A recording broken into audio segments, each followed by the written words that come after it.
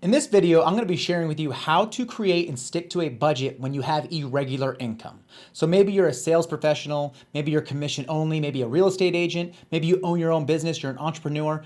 Either way, however you get paid is a little bit differently each month. So month one might be high, month two might be low. Every single month, you're expecting a variable or irregular income. So how do you go about budgeting or creating a budget when you don't know how much you're going to get paid? So I'm going to share with you the exact same system that I use as an entrepreneur and how I apply that into my own budget. And I've been doing this for years. So before we start, I also have a video on the 7 steps to create a very simple budget. So inside that video, one of the things we talk about is determining your income. Now, if you're a W-2 employee, that's very, very simple. But if you have irregular income, that's what this video is here for today. So with an irregular income, like I said, we're getting paid a little bit differently. Sometimes we get paid a lot in one month, none the next month. So what we're going to do is we have to break this down into 6 simple steps to determine how we are going to determine our income that we're going to use in our budget. Very, very simple. Once you get through this, you're going to see how easy this is and why it's simple to keep doing this, rinse and repeating this over and over again. So we're going to break this down. Step number 1 is I want you to go back and I want you to look at your 90-day average income. So if you remember from the video I posted earlier based on how to create a budget, one of the things we do is we go back and we look at 90 days worth of expenses. We do this to get a snapshot. We want to know what has our money been doing, not for the past 30 days, but for the past 90 days. And the reason why is maybe there's a month where you went on vacation or you did something that wasn't normal. So we want to get a broader scope, so we go back 90 days. We're going to use the same logic with their income. Maybe last month you didn't get paid, or maybe you had a huge check come in. It's not normal for that amount of money coming in. So we're going to go back 90 days. So you're going to go back the last 90 days or 3 months and you're going to add up all of your income. Okay. So you add up all of that income, you divide it by 3, and that's your new monthly average income. Okay. So you're going to write that number down. So for example, let's say month 1, you get paid $7,000. Month 2, you get paid $3,000. And month 3, you get paid $8,000. So if my math's correct, that's $18,000 total. We divide that by 3, so our average monthly income is now $6,000, okay? So that's step 1, just determining our average monthly income based on the last 90 days. So step 2 then is we're going to determine our take-home pay. So what I mean by that is our take-home pay and our income is not always the same. For some of you, it might be. And if it is, then you'll skip down to step 3. But for someone like myself, for a lot of entrepreneurs out there, people who are 1099, the amount of money you get, you can't go spend it all, right? You have to set aside a certain amount for taxes. You have to set aside a certain amount for business expenses, whatever it might be. So I'll give you an example of how I do this. Personally, I take 35% of my income and I call that take-home pay. It's my owner's compensation. So money comes into the income for our business, and I say, for myself, I say I'm going to take 35%. So really easy numbers. Let's say my average monthly income is $10,000. Well, if that's the case, then if I'm 35%, then my take-home pay that I'll be using for my budget is $3,500. If on the other hand, I say, nope, I want 60% of my income to be take-home pay, then my monthly income or take-home pay that I'll use in my budget is $6,000. So there's no right or wrong formula. You get to decide how much of your income you will apply as your take-home pay. Some of you might say, I'm going to use all of it, but some might do something a little bit different. So step number 1 is 90-day average income. Okay. Step 2 is we determine our take-home pay. Okay. So step 3 now, this is going to be interesting and it's going to be different for a lot of you, but here I'm going to walk you through why it's so important, because this might be one of the most important steps out of the 6 steps we're going to be talking about. So step number 3 is I want you to open up a separate checking account at a separate bank. Okay. So wherever you're banking at right now, whether it's a credit union or your bank locally or wherever it is, great, stay there. I want you to open up a separate account. Why a separate account?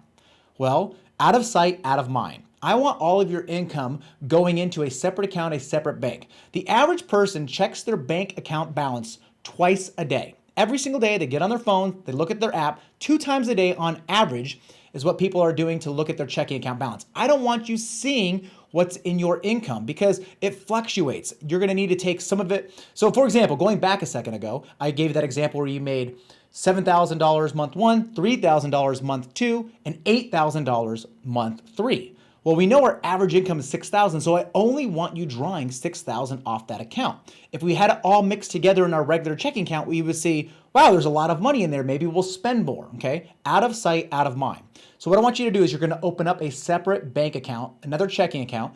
A great place to do this, if you're a fan of online banks, I would recommend banks such as CIT Bank, Ally Bank, or Capital One 360 are great choices, okay? If you're someone like me who likes something local, maybe a local credit union down the street, all its purpose is it's going to have two purposes. It's going to hold the money coming in, and it's going to send you a paycheck, okay? That's it. The bank account has two simple purposes, okay? So you're opening up a separate account, okay? So that's step 3.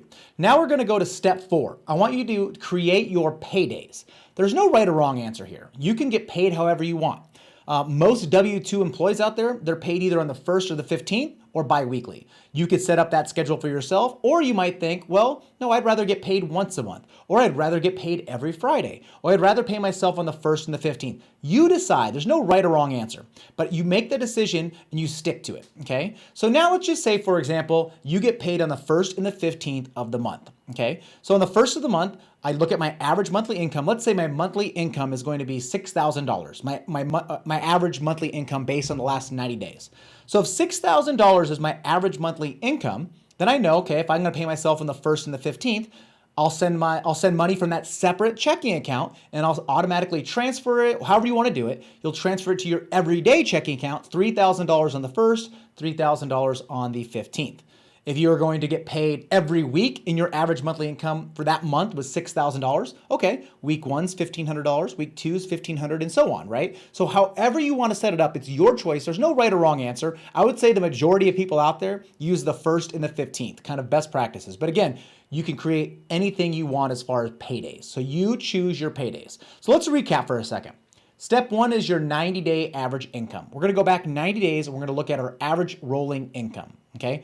Step 2 is we're going to create our take-home pay. We're going to determine our take-home pay based on our income. Remember, for some of you, this doesn't matter because you're going to use all of your income. But for others, like myself, I only use 35% of my income as my take-home pay. So you get to decide that amount, okay?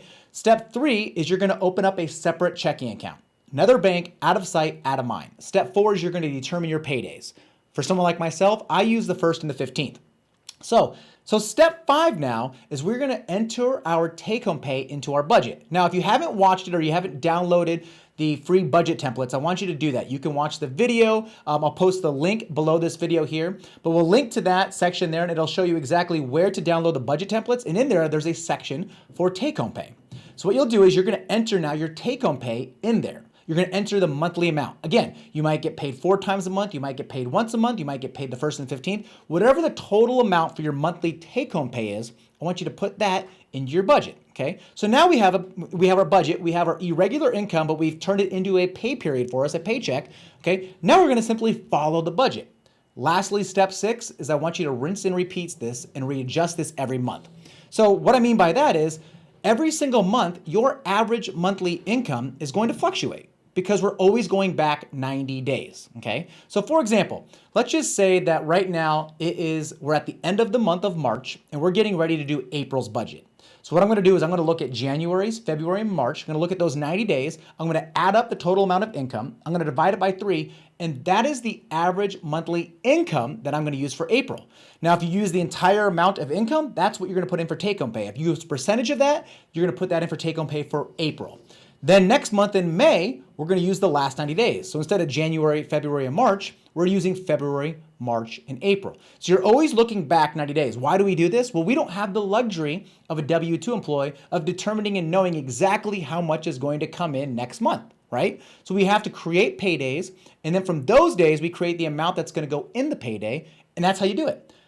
I've been doing this now for the past 5 years, and I can tell you it takes me a few minutes every single month to determine, okay, what do we make over the past 90 days, average that out, 35%, take-home pay, done. I mean, it's that quick. So it sounds complicated at first, but once you do this one time, you're gonna be an absolute rock star. So if you like this video and this was helpful to you, go ahead and give me a like, subscribe to the channel to see more videos like this, and don't forget, below the video, I have a link to the free budget that I want you to, the free budget template you can download, you can keep forever, and it's the exact same tool that I have been using for the past 10 years to pay off $52,000 in debt, to save money every single month. On average, our students who use this budget save on average $500 every single month without getting a raise. It's just by becoming more efficient with their money. Same exact budget where I've been able to pay off debt, save more money, and build wealth, and I want you to do the same. So again, thank you so much for watching this video. Subscribe, give me a like, and if you found this video beneficial for you, I would